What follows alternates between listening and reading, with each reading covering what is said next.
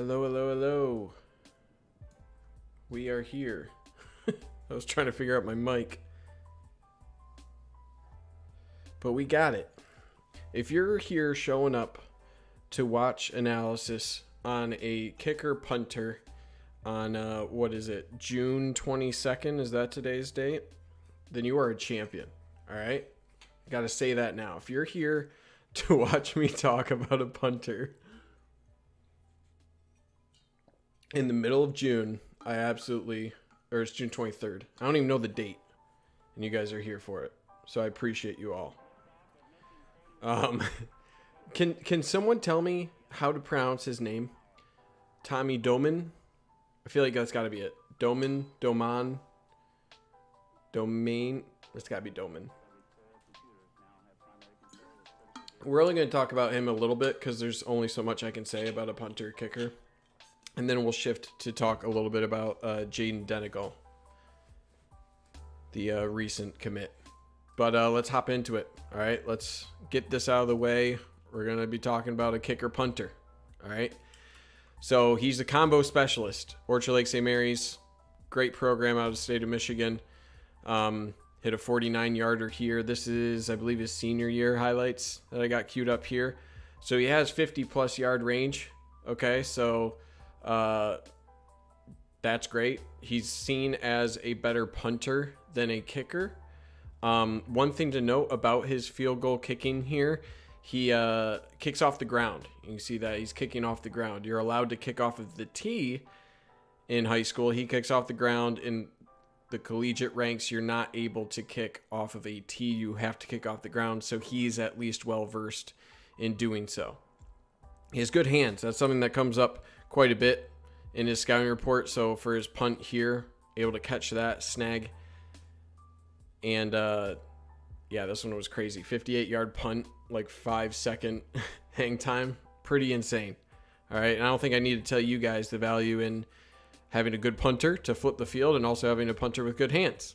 All right, I think that's pretty important for reasons I feel I don't need to go into. But 44.8 yards per punt on 17 punts his senior year here. He had 10 punts within the 20-yard line. So he's seen as either the number 1 or number 2 punter in this class. So he's definitely a punter first, but he's top 10 to all services in kicking as well. And according to multiple services, he's top 5 kicker, even top 3 to some. So he's seen as the best combo specialist in the class overall. But punt is his primary specialty. So his progression kind of from his sophomore to his senior year. Wow, that was a bad job from that guy.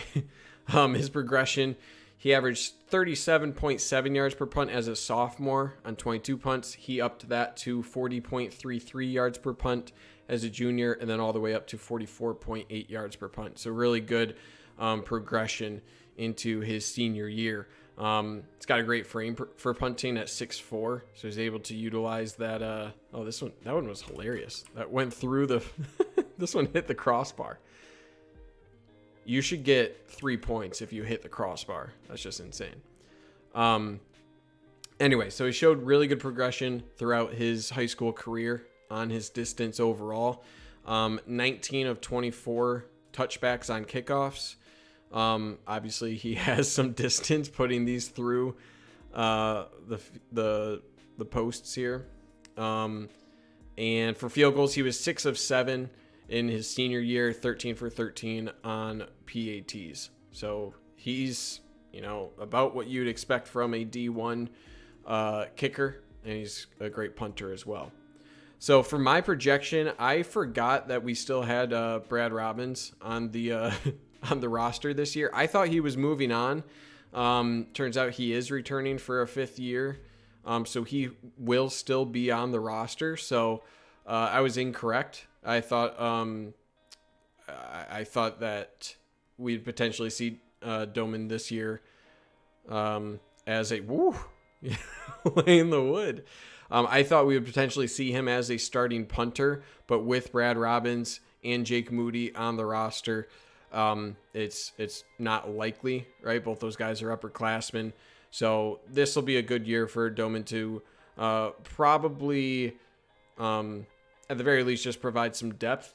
If Michigan really wants, you can probably use him as a kickoff specialist, right? You could have Robbins be the punter. You could have Jake Moody be your field goal kicker. And then just to kind of get him a little more comfortable, you can bring in Doman as a kickoff specialist, right? That would help Jake Moody quite a bit in his mechanics, just being able to focus on a field goal, right? Think less that you have on his plate, the more efficient he should be at those field goals. So I could still see Doman contributing as a true freshman, but probably not as a punter or kicker unless something goes drastically wrong. Now, kickers are weird, right? As soon as one guy doesn't do so hot like Nordin, right? You can have a guy like Jake Moody come in and kind of supplant that position overall.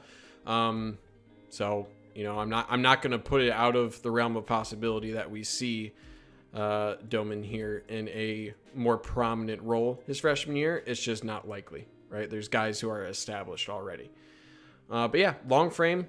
I think he'll be a punter first, but things will really, really open up after next year. Like I said, both Moody and Robbins are upperclassmen. I think Jake Moody is a true senior. 5th year for Robbins, so it'll be for sure Robbins last year. I'm not sure the eligibility with COVID for Jake Moody, but it's going to be something that, you know, he should be contributing his sophomore year or his redshirt freshman year, whatever it may be. All right, I've talked enough about this. All right, it's a kicker. And John, this is a great segue. I'm actually going to go through Jaden Denegal. That's going to be the second half of this. So Jaden Denegal, quarterback, committed today. He got crystal balls like yesterday, I think. Yeah, or even today. He got a bunch of crystal balls today, and boom, committed essentially when he got his offer, because he got offered also today. So it was really a case of just, here's an offer, boom, I'm going to commit. So 6'4", 215, so he brings great size to the position. You know, he's a top 300 overall recruit, still a 3-star to 24/7, but his composite brings him into the 4-star territory. John, your question, does he stay if Harbaugh isn't around next season? Does JJ welcome the competition for next season, you think? Also, Moody, greater Nordin all day. Fair with the Moody over Nordin. Does he stay if Harbaugh isn't around next season? Hard to say. One thing that's great about Denegal, he has high academic prestige. Okay, you look at the complete list here. It was mentioned somewhere that he has some Ivy offers. So anyway, academics is a big factor for him. Okay, so in terms of does he stick around if Harbaugh is gone, it's always a tough thing, right? You could say there's so much that would change with a head coach change like Jim Harbaugh out, where I'd be honestly pretty shocked if most of the 22 class wasn't looking elsewhere. But add in the things like the academics, right? Things that are head coach independent about a school, and it gives that much better of a shot for Denegal to be a part of that, right? But the more important thing is not only if Harbaugh's out, not only does that change. I left my big head in the frame the whole time for the punting film. It's not that important. But anyway, what I was saying is with a head coaching change, you're changing your entire offense, right? The offensive coordinator is likely going to be gone. Position coach likely gone. Matt Weiss for the Wolverines, he would likely be on the outs, right? You usually just see an entire staff shakeup when a head coach changes, where that's more likely the contributing factor rather than just Harbaugh out. So, and then what was your other question? Does JJ welcome the competition for next season? You think if you're, 2 years into a program and you're not willing to, you got to bring a quarterback every year. You just have to. In this day and age with the transfer portal now, if you're not bringing a quarterback in every single year, you're putting yourself at a massive disadvantage. You simply are. And, if you're a quarterback that at the first sign of another guy to compete for the position and you're taking off elsewhere, you're not going to be successful, right? You got to win a battle. And I think J.J. McCarthy, by that point, he'll have had 2 years experience in the same offense. And he would have that advantage over Denegal to win that spot. So to your question there, yeah, he should. He's a competitor. I would expect nothing but welcoming that competition if I'm J.J. McCarthy. That's just kind of the guy he is, too. He doesn't shy away from that. Okay, let's watch his film. So 6'4", 215, top 300, 4-star quarterback here. Thing you'll notice right away in this film, good touch on the ball, on the deep ball. All right. His footwork's a little slow. He'll have to speed up his mechanics at the next level. His throwing motion, it kind of throws me off a little bit because it doesn't look like the most natural throwing motion to me. Maybe it's just because it's a little bit slower, but he does have good touch. Okay, and I was initially like, well, does he, these first couple are all deep passes where he shows some touch. Does he have the appropriate velocity outside of these passes, right? Because dropping into the breadbasket's really good, but you need to see multiple types of passes. And here, that's a far throw, right? Across the hash, on and out. That shows pretty good arm velocity overall. I like the placement of his ball here across the middle. So yeah, I think he'll have to speed up his mechanics. I think his footwork is a little slow. And he's not the most mobile guy. He looks comfortable moving, but I think he's more of just a lumbering type of guy, right? Almost like a Wilton Spate sized quarterback. Does show some wiggle here, breaking free. Got to make sure he protects that ball, right? Let's go back 10 seconds here. Got to make sure when he's scrambling here, protect that ball. Don't hold it out like that. Again, that'll come with coaching, but just something that you'll need to ensure you shore up for the next level, because that's just not going to cut it. So yeah, I think this is a good pickup. Again, that's a good throw because this shows more ball velocity overall. That ball could have been a little bit better placed, but this one right here, you need to get that ball out fast up the seam. He gets it there pretty quickly. Oh, my head is still big. I'm the worst. You're right. Thank you, Ross. Apologies. So yeah, he shows a good ability to mix up the ball velocity, right? He's not going to be a guy, and this is the most interesting thing to me.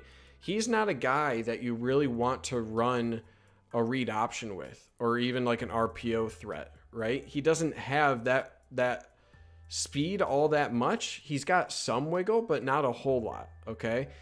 So it's interesting to me to take a guy like this because, you like his frame. I think overall he shows the ability to switch up the velocity. He can throw different types of balls here.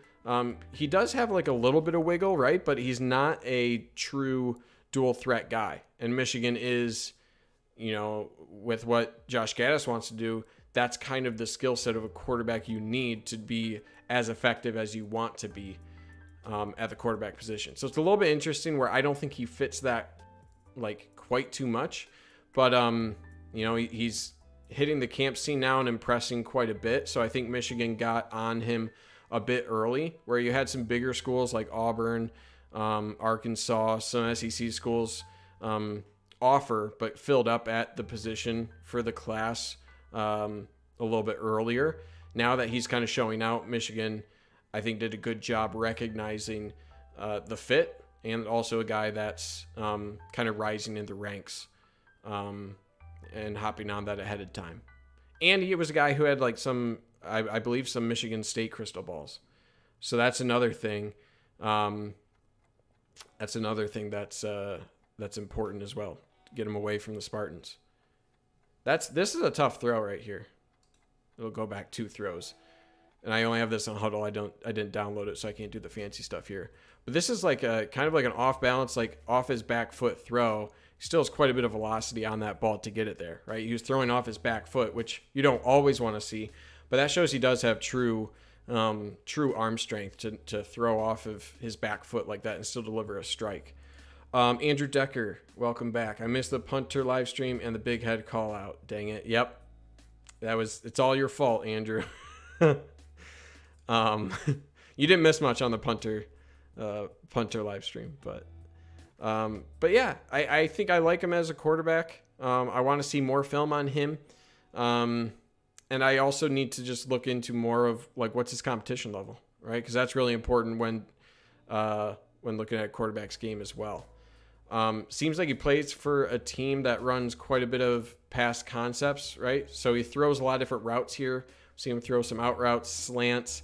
He's thrown fades, seam routes. He's thrown a lot of different passes. So that's good, right? That means his ability to diagnose defenses, to process things in front of him, that's there, right? And add in the fact that he is an Ivy level academic guy, and that just raises your floor quite a bit, right? His ability to understand the offense, there's not going to be really a question there, right? He's going to understand it. Now, can he execute it? That's a different question, but he'll at least have the smarts to understand the playbook, okay? There's a big difference between execution and understanding, but execution can only happen with understanding, all right? And having that high academic prestige raises the floor in which you can expect him to execute at. Matthew Eaton, does this mean we are moving away from dual threat and Harbors wants someone who can just make all the throws? That's a great question. It's probably something, Matthew Eaton, where Harbaugh is, what is this? I don't know this guy. What just happened? That could be the approach. I would have to think about that, right? Because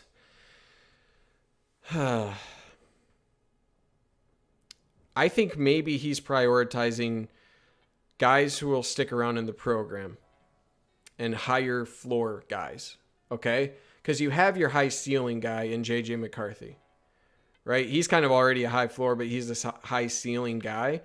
The guys behind him, you need them to stick around, okay? And when a guy like him, when a guy on his huddle profile, the first thing he mentions is scholar athlete, 4.0 GPA.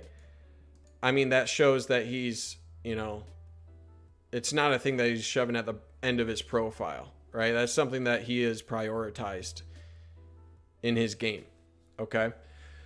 So bring me a guy with a high floor who's going to stick around in the program. I think that's probably the focus here, Matthew Eaton, because if you don't have guys who are willing to stick around in the program, then you're just playing the transfer portal game every year. And it's really hard to establish your quarterback development room without that.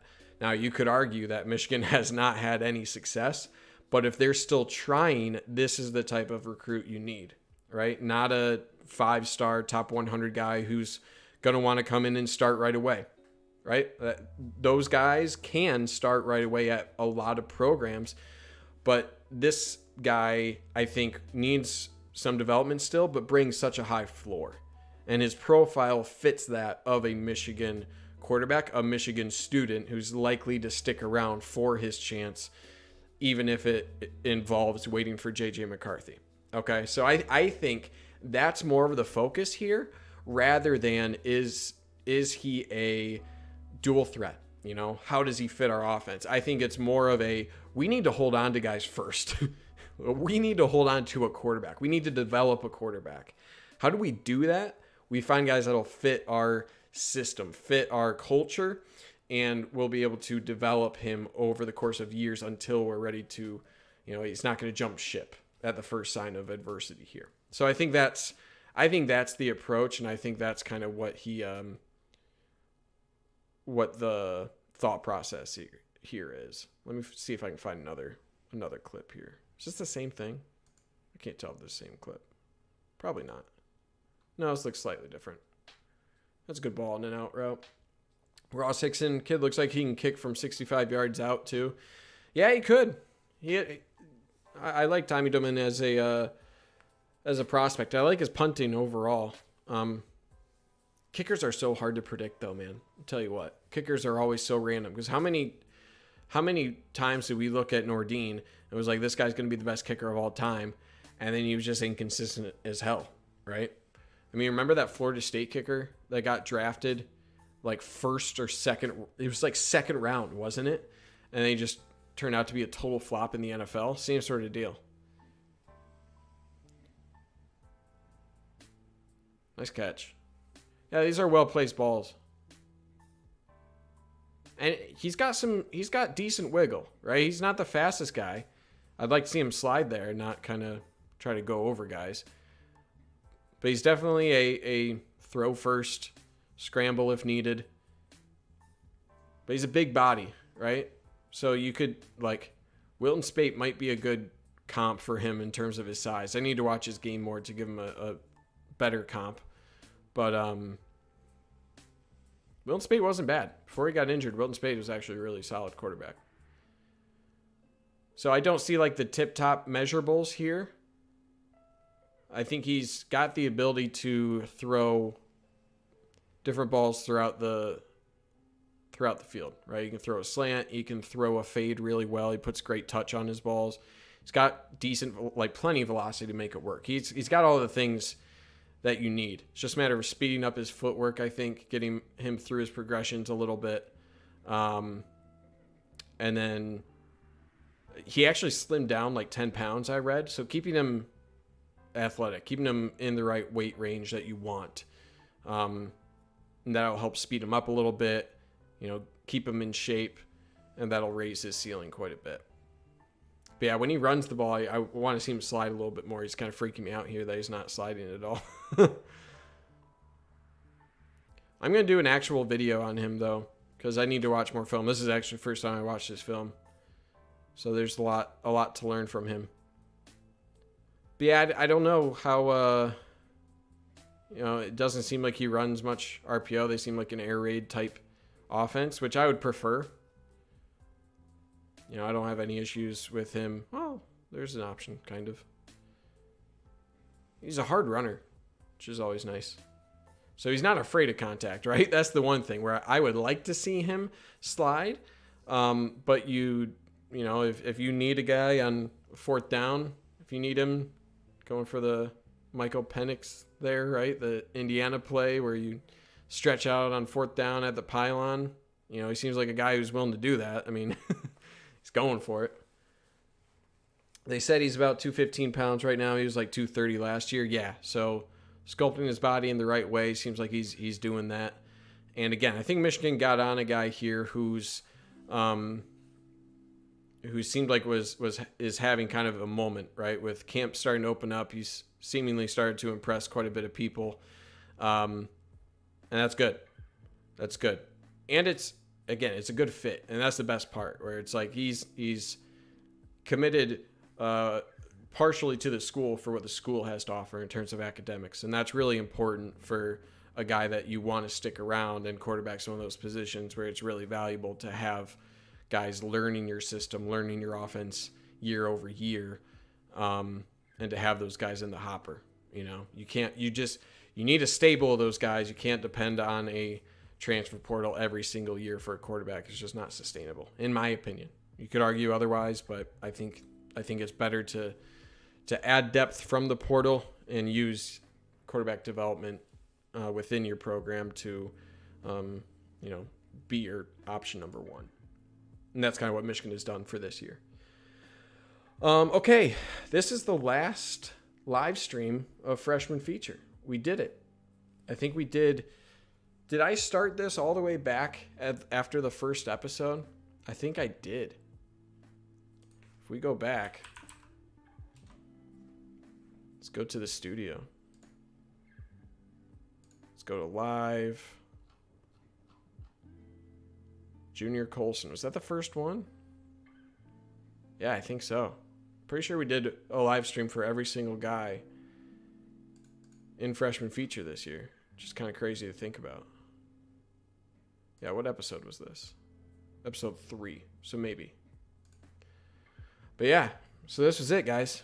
I'll be doing transfers, so I'll do a more in-depth video on Jaden Denegal. He probably will be the first guy I actually look at. So we'll probably just redo this next week. So, Ross Hickson seems like he might be a JJ type of commitment. Sound pretty excited to get a Michigan offer. When a guy commits right away, when a guy commits right away to Michigan, that tells you something. Okay, that's usually someone who's been looking at that program as, like he's been eyeing the program, right? So it's like as soon as that offer came in, boom, it wasn't even a question, right? It's like he had been waiting for that offer. So that's a good indicator that a guy's going to be willing to stick around through some adversity. And that he's committed more to his school than just to a position coach or anything like that. Andrew Decker, any chance to do live streams for game reviews in the fall? For film analysis, probably.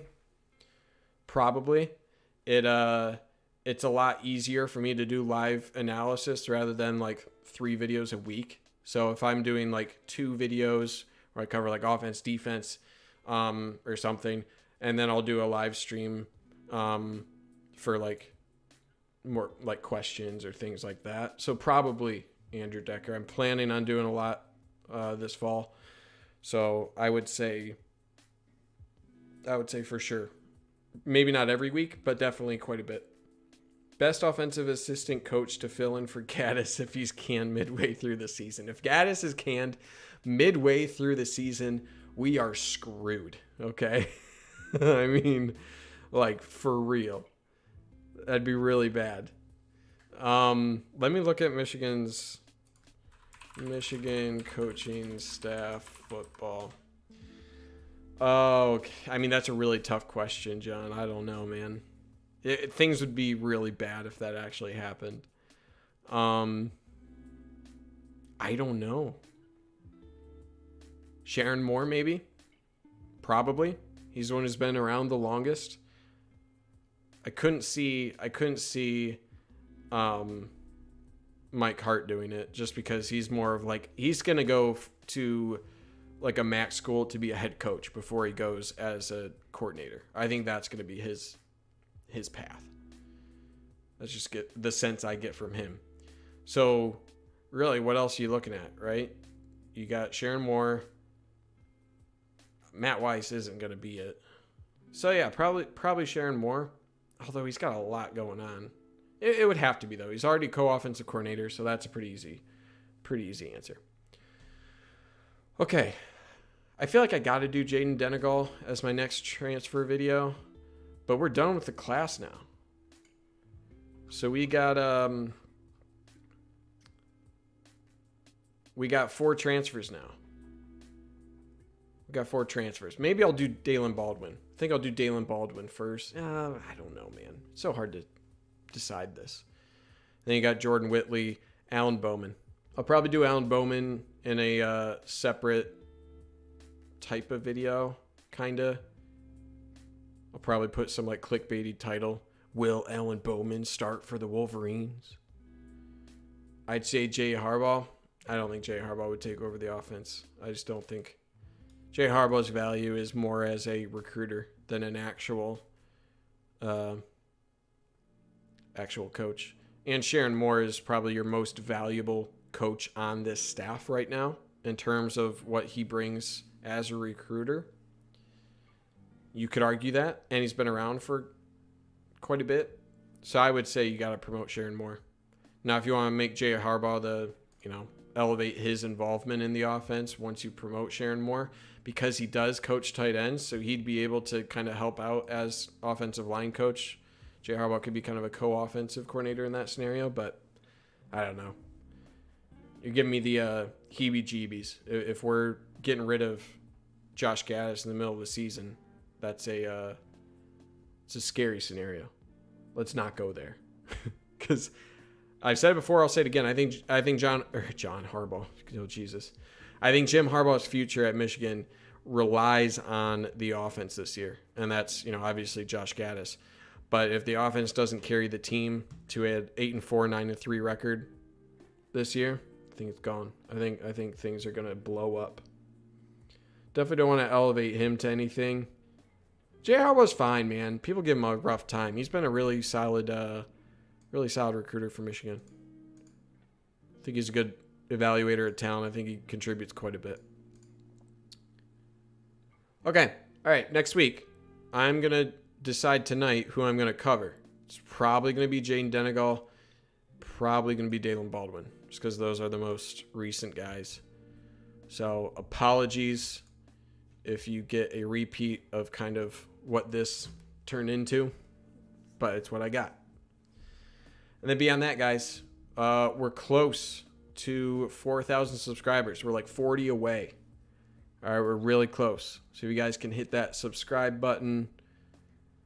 I know I always say it, but if you can, I'd appreciate it. And let's get to 4,000 before we hit the season. But yeah, lots more to come. Thank you guys for coming to these week after week. We're finally through the full 21 class. Excited about that. And moving on to transfers. And then I got more videos that I need to work on. We'll see. Hype video is going to be tough this year. Not a whole lot of film to go off of. But I got that to work on. I got some like top 5 lists that I've been curating that I need to turn into videos. I got a video on rules, some new rules that hit this season that I want to review. I actually recorded that like a month ago. Still need to turn that into a video. Lots of stuff. But all right, guys. Subscribe, like, you know the deal. But thank you for coming to hang out. John, Ross, Andrew, Matthew. Appreciate your guys' questions. Appreciate you guys coming out. All right. Have a great rest of your Wednesday. Can't believe it's Wednesday already. Have a great rest of your Wednesday. Talk to you next Monday. See you then. Go Blue.